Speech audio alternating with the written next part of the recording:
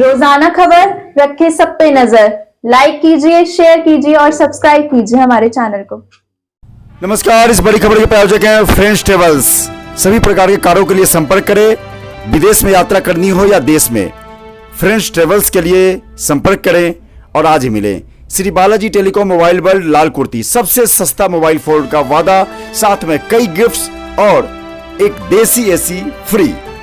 अरविंद दी प्रस्तोगी, senior insurance expert, health insurance, life insurance और जनरल इंश्योरेंस के लिए आज ही संपर्क करें। 40 साल का लंबा अनुभव। हम सीधे मुखातिब होते हैं और जाने की कोशिश करते हैं इस दर्द भरी दास्तां पे।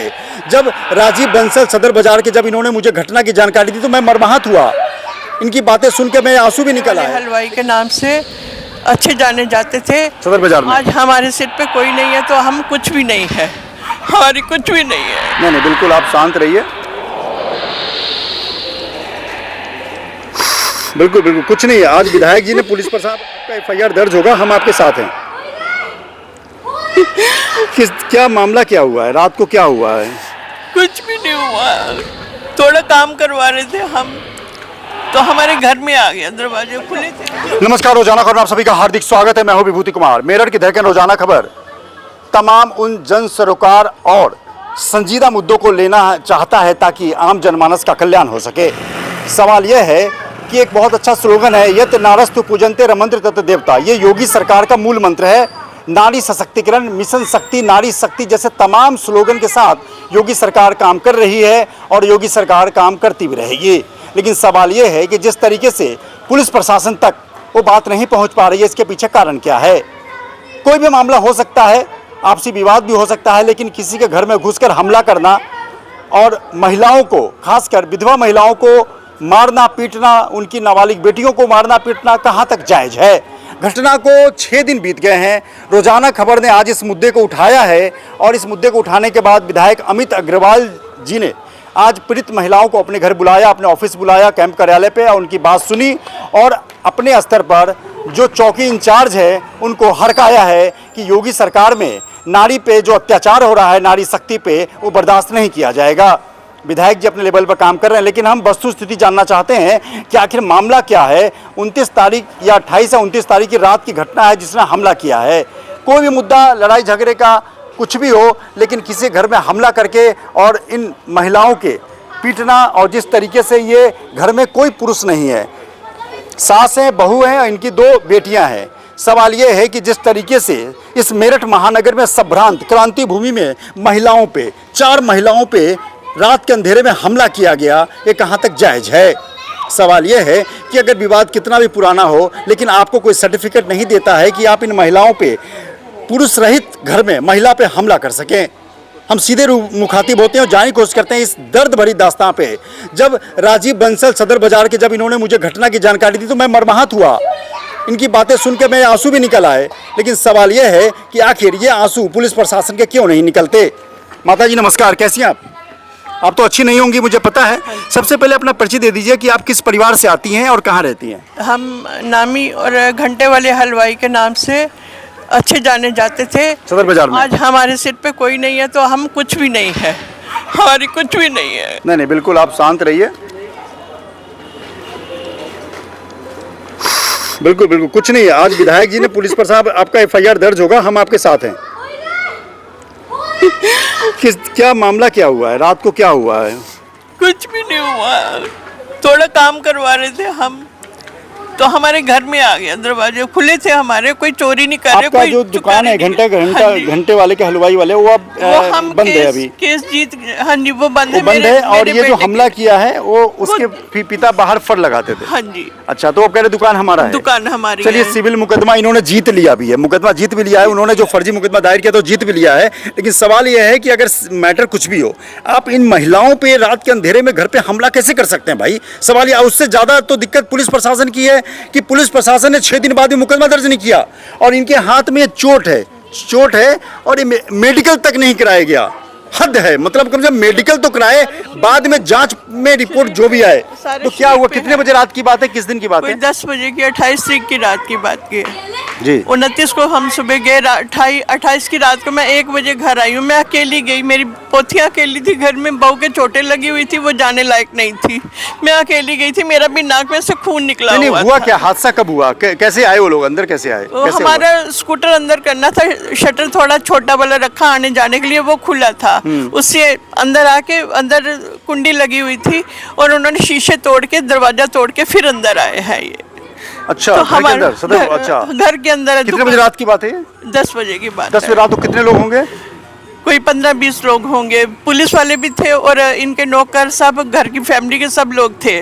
पुलिस वाले की मौजूदगी में? हाँ जी, पुलिस वालों की मौजूदगी में हमला हुआ? उनके सामने सब कुछ हुआ है। चौकी इंचार्ज भी था, 112 नंबर की पुलिस भी थी। हमने कहा फ़ोन करो, कह रहे वो ही आए हैं ये। 100 तब पता लगा कि ये 112 नंबर के हैं। तो कौन है हमला करने वाले, कौन है? सचिन चोपड़ा, उसके नौकर, उसकी बहन भी थी, माँ भी थी, सब थे। पीटा इन्होंने, मेरी बहू को बुरी तरह पीटा। मैं लेके नहीं गई, मैं किस इस हालत में मैं कैसे लेके जाऊँ? मेरी नाक में खून, मेरे 2 पोतियां थी घर पे। पोतियां थी। अंदर तक, ऊपर तक जाके कमरों में झांक के आए हैं ये। हम दोनों थी, इन इतों को कैसे काबू करते? मैं डिप्रेशन की मरीज हूँ। मैं मेरठ के सदर बाजार में, जहां से चंद कदम की दूरी पे सदर बाजार थाना है, और मेरठ में सरेआम हमला हो जाता महिलाओं पे, और 6 दिन बाद चू चपड़ नहीं होती, और लोग कहते हैं नारी शक्ति। अरे बात की बात है, दुकान किसके पास है नहीं है, लेकिन जो हमला हुआ है इन बेटी के चेहरे पे देखिए, मेरठ की बेटी है, ये मेरठ की बहू है, ये माँ है मेरठ की। उसके बाद आप अभी तक घूम रही हैं? हाँ जी, मैं घूम रही हूँ, रोज जाती हूँ कहीं ना कहीं, सुबह भी जाऊंगी। आपका नाम क्या हुआ? उमा शर्मा। आपके पति का नाम क्या था? स्वर्गीय राजकुमार शर्मा। तो घंटे वाले हलवाई, मतलब वही घंटे हलवाई का काम करते थे? मैं करती थी। अच्छा, आप भी करती थी? उनकी मैं 32 साल की थी जब उनकी डेथ हो गई थी। ओहो, उसके बाद अच्छा, आप हलवाई काम करती थी? हाँ जी, मेरा बेटा करता था। मेरे बेटे की डेथ के बाद मेरे घर में कोरोना में बेटा भी चला गया? कोरोना में बेटा भी चला गया। मेरे घर में कोई काम करने वाला नहीं रहा, तब से दुकान बंद पड़ी है और हम छोटी छोटी नौकरियां कर रहे हैं। हमने सोचा कि दुकान का कुछ करने नहीं देते। और मतलब मैंने तो 20 साल की पत्रकारिता में बहुत सारे इंटरव्यू लिए हैं कि वाकई इतना मर्माहत हो गया हूँ, भावुक हो गया हूँ कि मैं समझ नहीं पा रहा हूँ कि इस खबर को मैं उठाऊँ कैसे बोलूँ, मेरे शब्द कम पड़ रहे हैं। मतलब मैं जो अभी भी अपने आप पे सिहरन हो रहा है कि मेरठ जैसी जगह में रात के अंधेरे में 10 बजे सदर बाजार के इलाके में हमला हो जाता है इन पे, और 6 दिन तक ये भटक रहे, थैले लेके, ये एप्लीकेशन लेके भटक रहे हैं। जबकि नारी शक्ति, नारी के ऊपर जो अत्याचार होता है तो घर जाके मामला दर्ज होता है, मेडिकल के लिए ले जाती, मेडिकल के लिए भी नहीं गए। अब मैं इनकी बहू से बात करता हूं और जानने की कोशिश करता हूं कि आखिर पूरा मामला क्या है, कैसे हुआ और पूरा एपिसोड क्या है, क्योंकि वाकई में बहुत ज़्यादा मर्माहत हूँ इस घटना से। रोजाना खबर पे आज खबर चली और विधायक अमित अग्रवाल का मैं शुक्र अदा करना चाहता हूँ, उन्होंने फौरी तौर पर इसको एक्शन में लिया और दरोगा जो वहाँ चौकी इंचार्ज थे उनको डांट भी लगाई है कि योगी के राज में नारी शक्ति के लिए आपको क्या करना चाहिए, उनको पाठ भी पढ़ाया है। आप विधायक जी आई थी, एक्चुअली आप बताइए कि उस दिन आपने क्या महसूस किया? ऐसा लगा होगा कि मौत बिल्कुल करीब है? हाँ जी बिल्कुल सर, ऐसे ही लगा था क्योंकि वो 10-15 वो बिल्कुल प्रॉपर गला दबाया है उसने, उनके भांजा है उनका वंश, उसने और उसकी माँ ने। पीछे से सचिन चोपड़ा भी आ रहा था सर, वो सबने मारा है, हमें मिलके मारा है। तो आपका चोट कहाँ है? चोट दिखाइए। ये आप देख सकते हैं किस तरीके से ये यहाँ पे चोट है दोनों कोहनी में, चूंकि लेडीज है, महिला है, आंतरिक चोट भी है, घुटने में भी चोट है, लेकिन आप नहीं दिखा सकते। लेकिन सवाल ये है कि कम से कम PCR 112 नंबर की गाड़ी को मेडिकल तो करवाना चाहिए था। जब हमला हुआ वो साफ दिख रहा है, कारण चाहे जो भी हो, कारण कैसे नहीं भाई? मतलब आप अभी तक भटक रही हैं। हाँ जी, हम रोज जा रहे हैं। कल भी CO सर के पास गए थे, उन्होंने भी कोई बात नहीं करी, उन्होंने सिर्फ बोला था कि कार्रवाई करो, लेकिन हमारे मतलब इतना बड़ा हमला पे अभी जांच मतलब उस पे है? हाँ जी, उसी पे जांच पे है, लेकिन हमारी FIR तक लॉन्च नहीं करी है, उन्होंने नहीं ली है।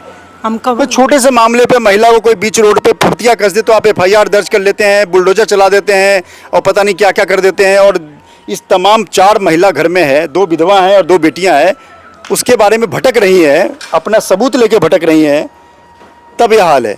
तो अब क्या विधायक जी से मिली हैं आप, क्या उम्मीद लगता है? अब उम्मीद तो यही है कि हमारे साथ इंसाफ होगा भी, FIR दर्ज हो। हाँ जी बिल्कुल, हम तो यही चाहते हैं कि उनकी तो क्या आपने उसमें असली मतलब छेड़खानी भी है, हाँ हमला जी, है? सब कुछ है, उस कपड़े भी फाड़े हैं, बच्चे हैं हमारे घर में और कोई है नहीं, हमारे सिर्फ 4 जने हैं, एक बेटी अभी है नहीं यहाँ। बिटिया है, हालांकि बहुत मतलब ये टॉपर हो कुछ हो तो इंटरव्यू करना जायज़ है, लेकिन आज बड़ा दुखद पल बेटा आगे आ जाओ। क्या नाम है आपका? शिवांशी शर्मा। क्या हुआ था उस दिन रात को, क्योंकि आप डर गई होंगी आप?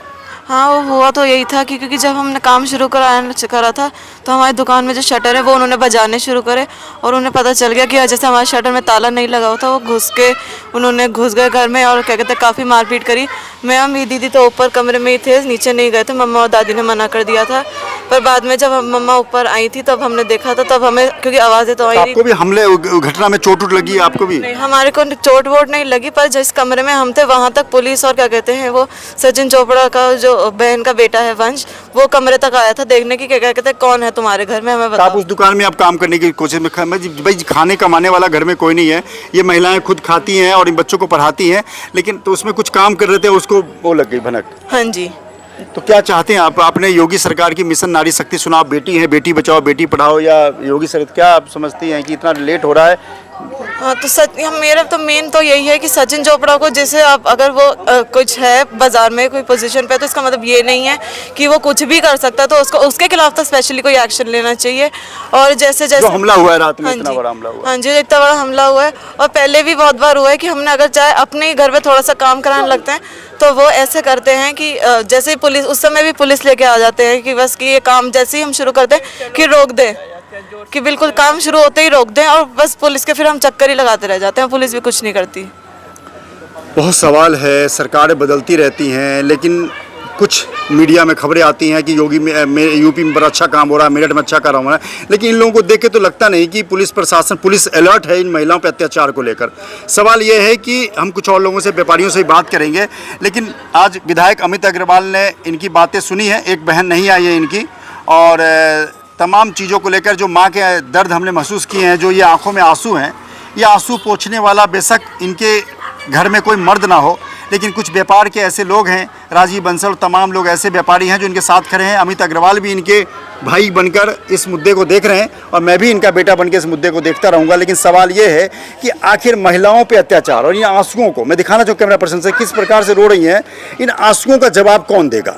सवाल है कि क्या यही सुशासन की सरकार मानी जाएगी? सवाल चले जाए कहीं, हमने मायके चली जाए बच्चों को लेके, क्या करूँ कुछ नहीं समझ आता मुझे।